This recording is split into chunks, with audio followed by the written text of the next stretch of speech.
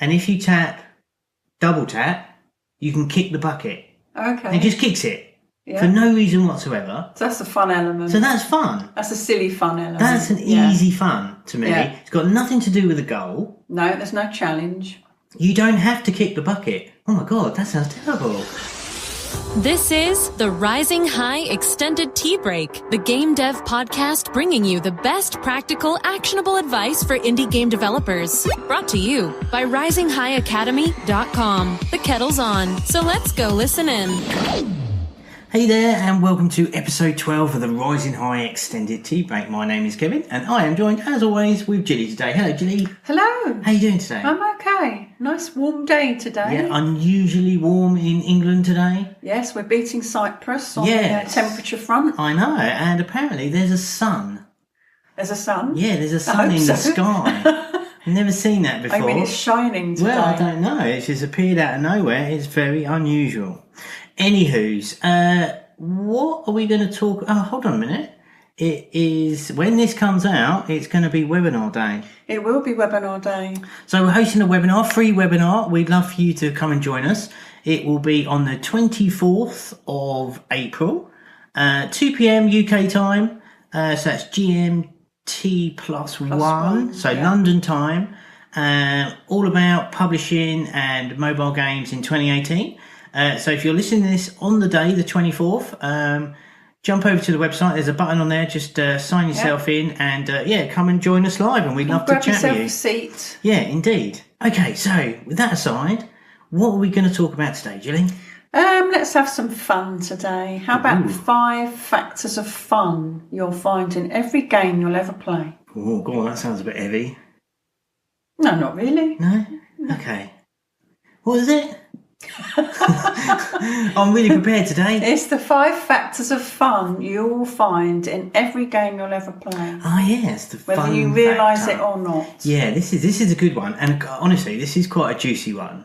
And I know you were talking about this, and I said we got to curb it at 5 because this can go on like forever. Yeah. Now, fun's a really difficult one to define because what is fun for you might not be fun for me. Yeah, a lot of people ask us about this. Yeah, it's a really tricky one, but at the same time, it's like super important. And I've actually heard people say, "Why is it fun?"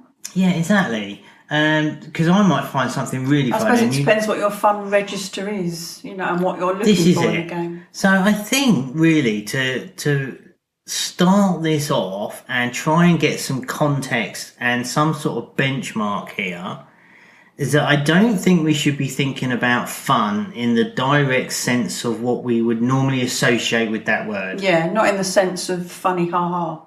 No, exactly. But it could be as well. Yeah. So it's thinking about building fun games. You should be thinking about building games as an experience. And of that could be fun. Sorry, I can't stop smiling. Why? What's happened now? It's because you say what might not be deemed as fun, but if anyone's ever seen any of our very first prototypes and mock-ups, well, they were quite funny. Yeah, I thought, that's not very nice. You always let the cat out of the bag, don't you? Don't tell people this. Yeah, so I think really it's more about, it's hard to design fun. I think you can definitely come across fun, and that's... I don't think it's designable, is it? Well, I think it is. I think there's pegs in the ground you can put. But you said prototype, and that immediately put me down like, well, we're going to build a fun game. What do we do? And it's just like, often you find fun rather than design it. Yeah. Now, you can design towards it, but a lot of the time, especially when you're prototyping... It kind of happens. Something will happen that you didn't expect, and that's what I mean by you'll find it. You'll be trying to make the dude jump this way, something happens, and there'll be something fun about it. Yeah. So it's trying to sort of put labels on this one is going to be really difficult. I think overall, when we're building games, that the essence of these games is that you normally train someone to do something. Yeah, train your brain. Yeah, you will train them to work the mechanics. You'd get them to overcome some sort of problem or challenge. Yeah. And have them solve it. And I think that they can be really simple things like how to get on the next platform or of course, how exactly. to get around things. Now, what if you've got like the rage games are a really good example of this because they can be satisfying, and yet your goal is to get to the end of the level, but it can be so like rage inducing that it's not fun. But if you actually do it, then the fun element is kind of skewed. There is an element of fun in that. It's a really weird one. That's more a challenge fun, isn't it? Because if you think actually about get to the end, if we were thinking, where we started off about the experience rather than a game as such being fun, you can why do people watch horror movies? It's very enjoyable, but you wouldn't class it as fun. No. But you can still have a completely fulfilled experience about it. I know what you mean. So the fun has different guises, I think. And I think it's important not to pigeonhole it too closely. But for us, where we're making our silly mobile games, well, silly inverted commas sort of thing, there's definitely some fun aspects that we can drill. Do we have a list? I'm wobbling on here. We have a list. Let's put it back together. We do have a list. Number 1, I put overcoming challenges and problem solving, which we were just touching on. Yeah, really. Exactly. So this is like I just said, really, it's like your challenge, your obstruction. Then you're an obstruction, and then the goal, and that leads to satisfaction that could induce a fun state. Yeah, happy state. Now, we could actually dive a little deeper here as well and split fun in half. Yeah. And you can go easy fun and hard fun. So I'm more the easy fun. Yeah, I think I am as well. Let's define these two first. So the easy fun is just you've got a goal. I think it's people who aren't so bothered about wanting to take the challenge, and it's more you just enjoy playing it. Okay, so the way I see it is this, and I agree, right? I see the easy fun. Imagine you've got. I'm not going to do our normal. I don't even remember his name. We've got a dude, right? We've got a dude. And the goal for the dude... Oh, it's the miner dude. Oh, Johnny the Miner. Johnny the Miner. Oh, my goodness. So, Johnny the Miner. No, I'm not going there today. Got to get out of that one. I don't know where. We still haven't built that game. No. There's pressure now, you see. So Johnny the Miner. Johnny the Miner's challenge. Right, it's just to walk across the screen and put his pick in a bucket, right? And you walk across the screen. You press right on your screen and he walks, right? Yeah. But in the middle of the screen, there's another bucket. And if you double tap, you can kick the bucket. Okay. And it just kicks it for no reason whatsoever. So that's a fun element. So that's fun. That's a silly fun element. That's an easy fun to me. Yeah. It's got nothing to do with the goal. No, there's no challenge. You don't have to kick the bucket. Oh my God, that sounds terrible. Let's change that thing. Let's not do that. No, I don't know how to change it now. But you don't have to kick it. It's just there for the pure delight and fun aspect of it. So that's what I call sort of easy fun, where it's like these extra bits. And maybe there's a window that he goes past and he can whack it with his pick and it'll smash. Yeah. And that's kind of satisfying. But it doesn't have anything to do with the sort of like your goal or your challenge or an obstacle. And that is an easy, fun thing to put in the game. I remember a really simple, easy game that I liked to play, and that was the paper toss game. Oh, yeah, I know those. Yeah, just really easy. Yeah. But, you'd get like an office scene where you'd get your paper in the bucket or the trash bin, but then on the next few levels the fan will come on. That's right, yeah. So you've got to adjust how you... That's right. That's just easy, simple... Yeah, exactly. But the goal of that is to get the screwed up bit of paper into the bin, right? Now, it could be an easy bit of fun there. It could be something next to the bin, like what would be a typical star to collect a bonus point. Yeah. There could be like a rabbit or something that you just knock over just for the fun of it. Okay, yeah. Right, and maybe you get a point, or maybe that's sort of, integrated into the scoring system or whatever. But that's just like that's the definition of easy fun for me. Now, hard fun is more of the problem solving and getting Johnny over to the other side of the screen. Yeah, it's kind of like sort of challenge and mastery. Yeah, so the idea is here that you find fun in overcoming adversity and the objective and the goal. I suppose it's more of a satisfaction thing, isn't it? Yeah, I think so. What would be a good example of that? Trying to think of... What was that shadow magic? Shadow...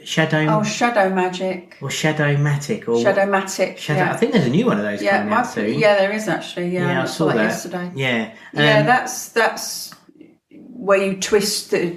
I can't remember the controls on that now. It's either a slide control that kind of slides around one half of the puzzle. Yeah. And you've got to match it up with the other. That's right. So if you don't know the game, imagine when you got a torch or a light or something and you make funny like birds with your hands on the shadows on the walls. You make little animals or whatever, and you've got an object, and you're trying to match that object by moving it around the screen to match the shadow on the wall. Like a jigsaw puzzle. Yeah, kind of like that. But it's like 3D and it's a bit wonked out and it's a little bit tricky. Now, there's a huge satisfaction and fun in that when you do it. Yeah. Yeah. And that lifts your emotions up to be fun. And you want to do the next one. one. But that's different than Johnny kicking the bucket. Yeah.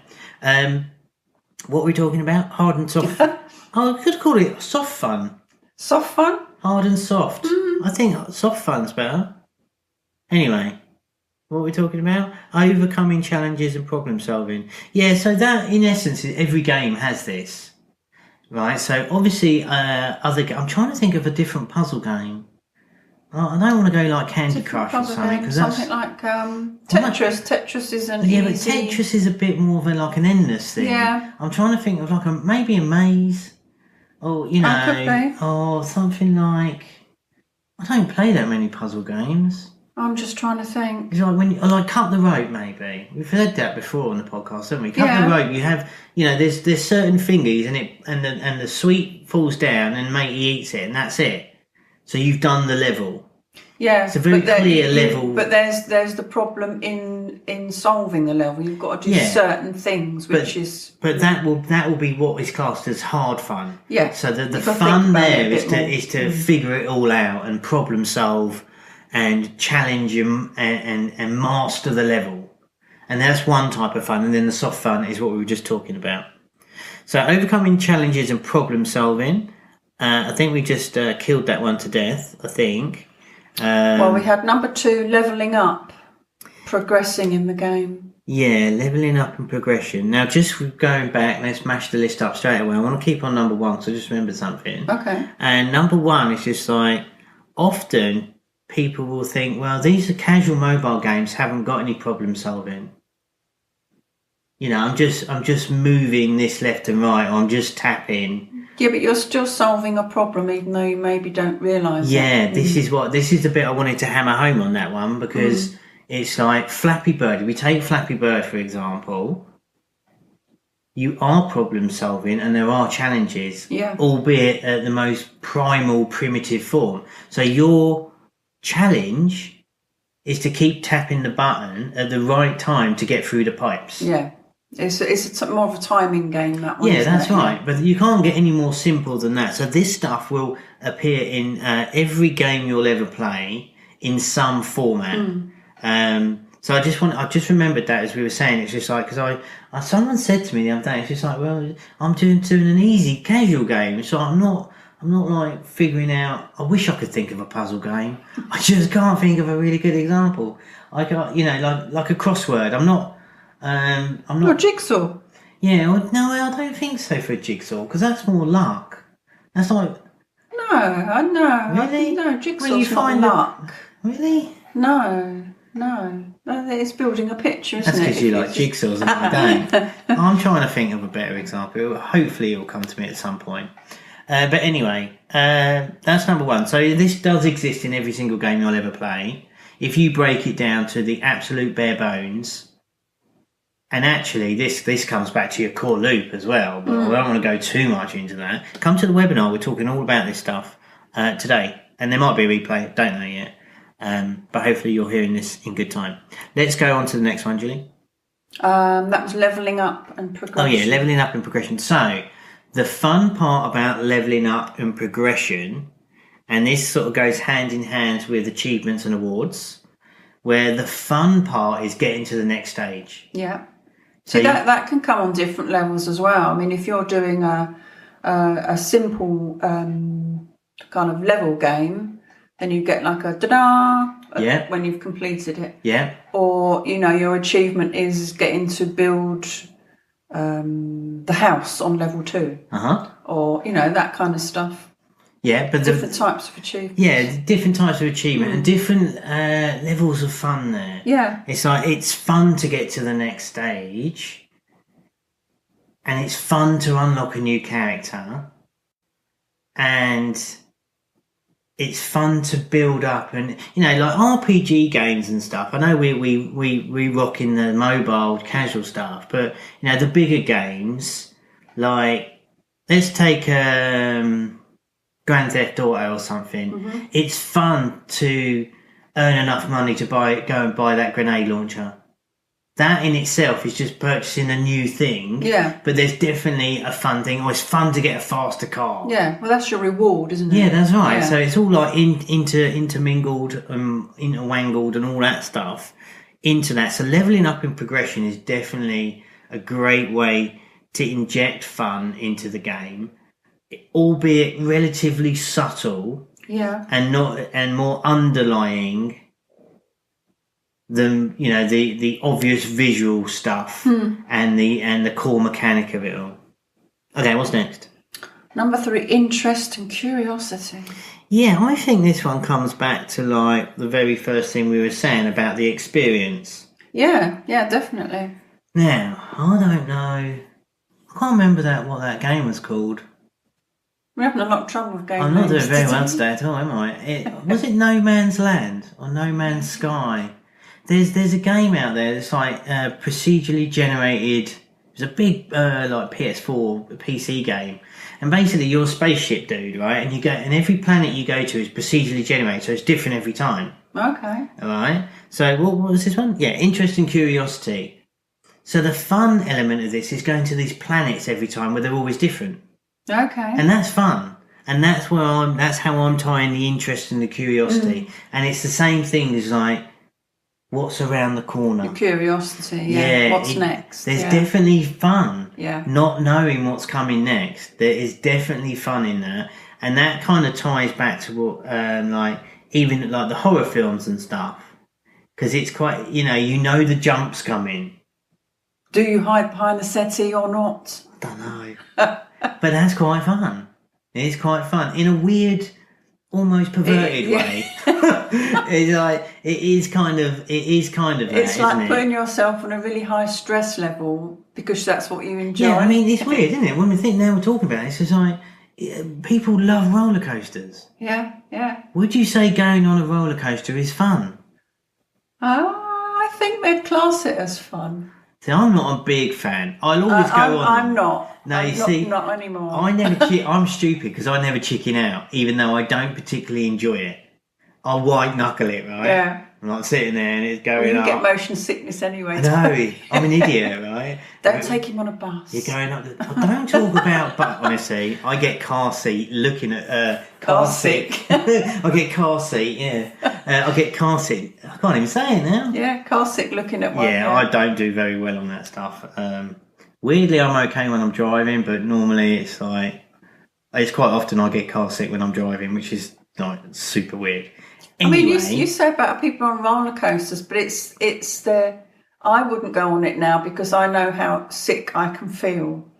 But some people like that thrill, that feeling. Yeah, that's right. So that comes back, doesn't it? Like what's fun for one is not fun for another. And I think actually that roller coaster is quite a good example because that's exhilarating and there's tons of thrill seekers. Yeah. So I could say to you, like, let's go and do a bungee jump. And you're going, oh my God, I couldn't think of anything worse. I couldn't actually. Have I done a bungee jump? No, I've done a reverse bungee jump in Ibiza. That was mad. You went in A reverse bungee jump? Yeah, it's just like... I've never heard of It's those. really weird, right? There's a big crane, and imagine a massive steel cage on like two big elastic bands, and they just like pull it back. Oh, let it go. Yeah, so like a yours human catapult. That's exactly it. Right, so they stretch it all the way back, and then they flick a little switch, and then you go darting up and spin around. So it's like I know, but and all it took probably was someone saying to you, "Come on, we're going to go on that." That's right. Yeah, I never bottle out. I'm an idiot. But yeah, so I wouldn't class that as fun. But afterwards, it's a buzz. Yeah, I know. I have done a parachute jump, and again. Do you want to do a parachute? All right then, I'll do that. That sounds like a great idea. And you do know you've got to jump out of a plane, don't you? Yeah, I didn't really think about that. Oh, that was terrifying. I'll tell you what the worst part of that was. Oh God, I couldn't do it on my own. It was a static line, but it wasn't like a tandem or anything. You had to jump out on your own. Oh God. And the worst part of that was there was like they put an altimeter on your wrist.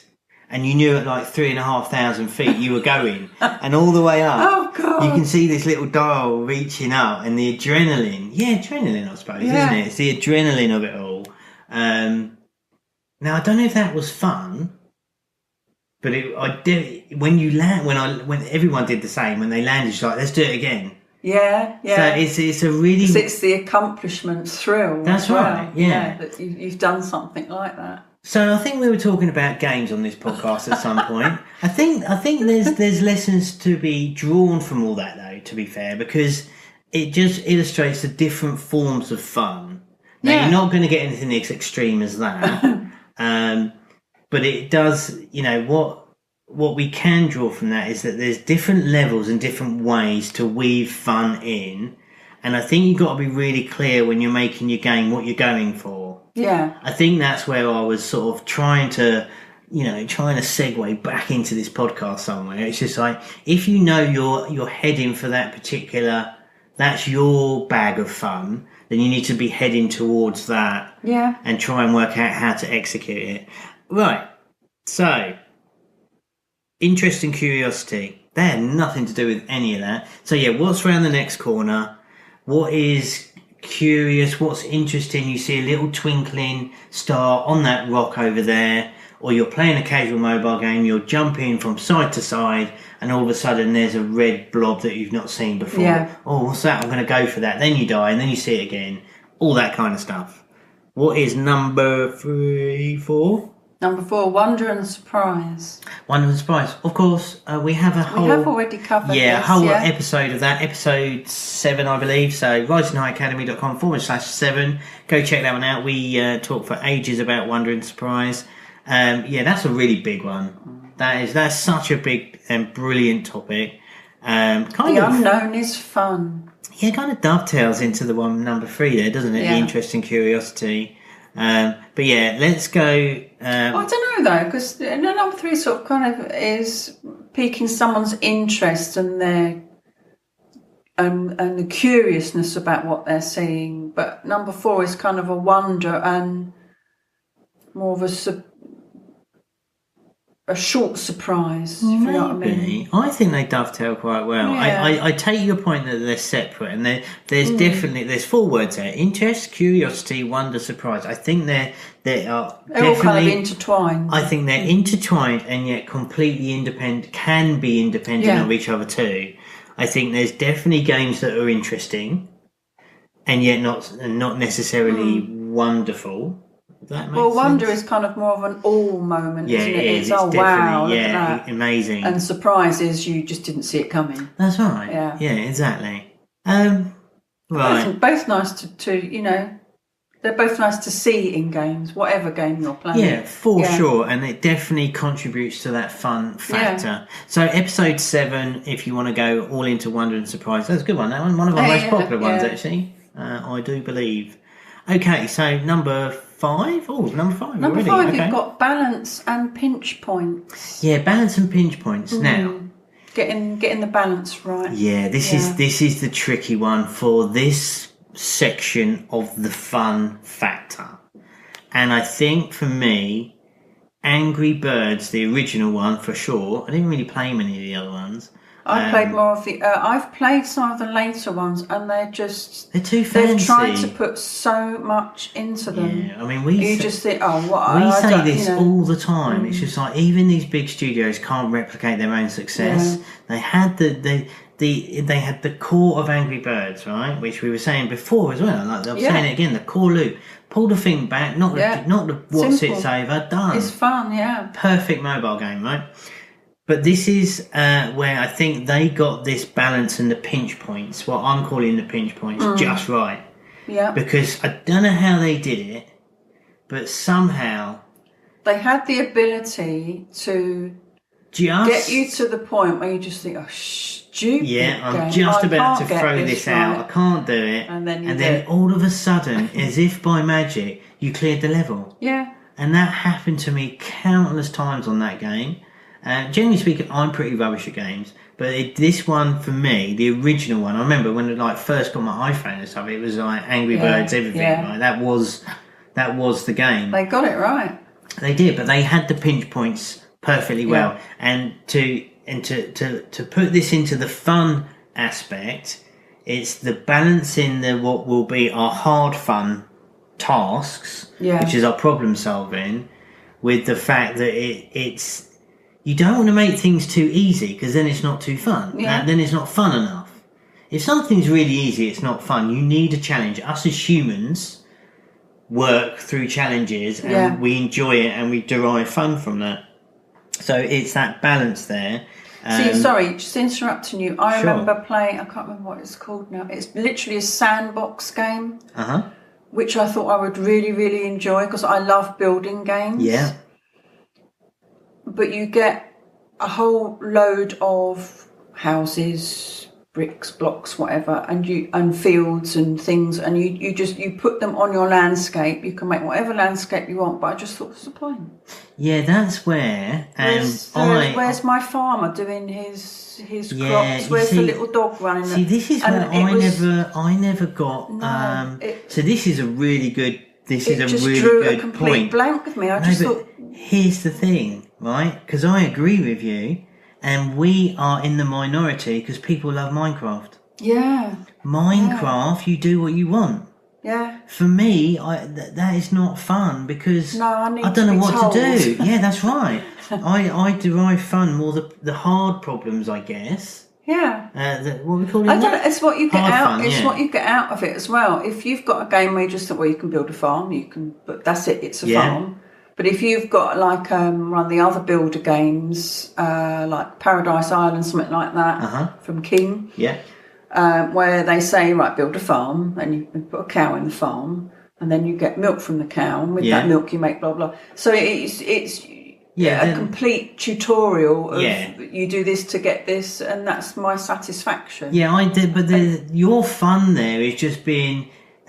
You're having fun from someone just telling you what to do, and you're okay with that. Yeah, where some people like to just go off and build some their people. own I mean, there are a lot of people that argue that those aren't games at all because they're just they're like printing money and they know the triggers. Yeah, and they're trying to get you to spend money on your time. For me, it's visual for me. Yeah, but the thing is, this is why the world is a fantastic place, and thank God we're not all the same. Because I mean, I don't get it at all. The clicker. No, I don't get clicker games. I can put my phone at arm's length and look the other way. Yeah. And tap the screen like a mental case, and I'm playing your game. But I read somewhere like on Gama Sutra or something. One of the really big game designers who built one of these really fancy games goes, "Yeah, I love clickers." Yeah, there's a lot of people do. I mean, the only clicker I've ever played that was hooked me for a little while was Bit City.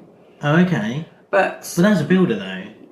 Is it? I don't know. Yeah, it kind of is, but your buildings evolve, they change. So if you click so many times, you'll get a certain building. So let's get to the and nub of this. You can either set that building, or you can just carry on clicking, and the next time the building grows up, it'll be different. What was fun about that?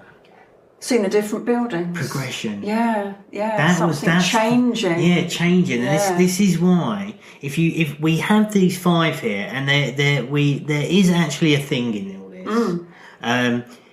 It's for you. It was fun because the more you clicked, the quicker you did it, and then it gave you that sense of progression.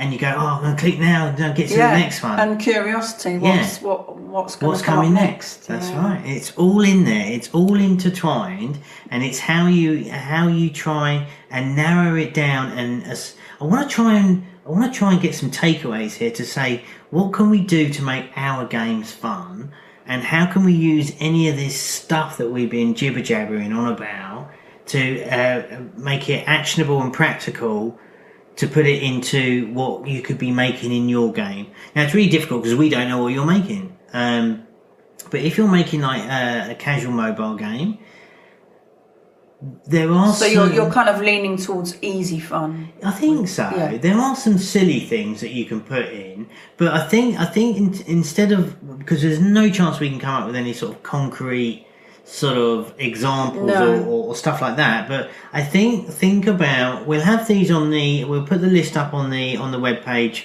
/12, so you can go and have a look at them and just go down the list that we put up. Julie will read them out in a minute anyway, but go down and think, right, how can I think about this thing in the game that I'm building right now?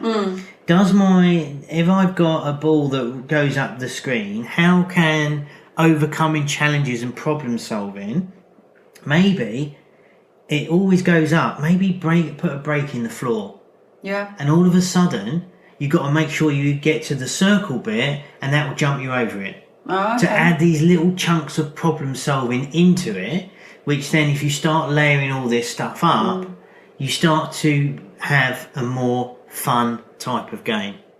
Okay, so I think that will wrap it up. Don't forget, if you're listening today, on the 24th, come and join us for our live webinar. If you do miss it and you really want to catch it, do hit us up, send us a message, and if you're enjoying the show, we'd also be absolutely thrilled if you could hit that subscribe button, and even dare we say it, leave us a rating and review, because it would really help us out and show us that you're liking the show. Yeah, that would be great. So let's wrap this up, Julie. Let's run down the 5 factors of fun that you'll find in every game you'll ever play. Okay, we've got number 1, which is overcoming challenges and problem solving, which you'll find in any game you do, easy or hard. Number 2, leveling up, progression, achievements and your rewards, and how that can affect your player. Number 3, interest and curiosity, which kind of entwines with 4 as well. So you've got interest and curiosity, wonder and surprise, which all have their own little niches, I think, but mashed together. Yeah, for sure. Really, yeah. Like you said, underneath, the unknown is fun. Yeah, check out number 7 as well, episode 7 for that one. Check out number 7. And the last point, number 5, balance and pinch points. Try and get your balance right. Yeah, get that thing right. Get a negative. Just about to give up, and then you somehow slap them with a win. Okay, so that will wrap it up for today. Hope you found that interesting. I enjoyed that one. Yeah, I think we tried to stay on topic a little bit more than. You always wonder. Yeah. Wonder and surprise. Yeah. Check you out. It's seamless, isn't it? Okay, so thanks ever so much for joining with us today. Hope you got some value. Do head over to the website to catch the show notes on this one. Episode 12, so RisingHighAcademy.com/12. Go check that out. Go and get some fun into your games. And with that, I will say goodbye, and we will speak to you on the next one. Yes, speak soon. Take care. You've been listening to the Rising High Extended Tea Break. To learn more about the resources mentioned in today's show, or to find out more about the Rising High Academy, visit RisingHighAcademy.com. That's RisingHighAcademy.com.